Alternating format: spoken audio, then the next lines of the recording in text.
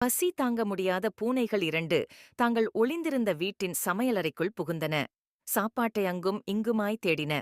பின்பு அங்கே ஒரு பெரிய பானையில் நிறைய பால் இருப்பதைக் கண்டன. ஆனால் அது உயரமான பானை. இதனால் பாலை குடிக்க முடியாமல் பூனைகள் திண்டாடின. இதையடுத்து இரு பூனைகளும் ஒரு முடிவுக்கு வந்தன.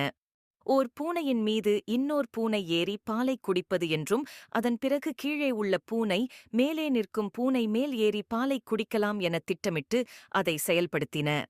அதன்படி மேலே உள்ள பூனை பாலைக் குடித்தபோது கீழே இருந்த பூனை பெரிய சத்தத்துடன் கத்தியது.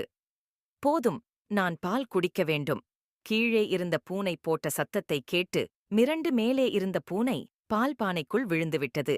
இதைக் கண்ட கீழே இருந்த பூனை, நல்லது, இனி எனக்குத்தான் எல்லா பாலும் என்று நினைத்தது. பிறகு அந்த பானையைச் சுற்றி சுற்றி வந்தது. ஆனால் மேலே ஏற முடியவில்லை. பகிர்ந்து உண்டால் நன்மை உண்டு. இதை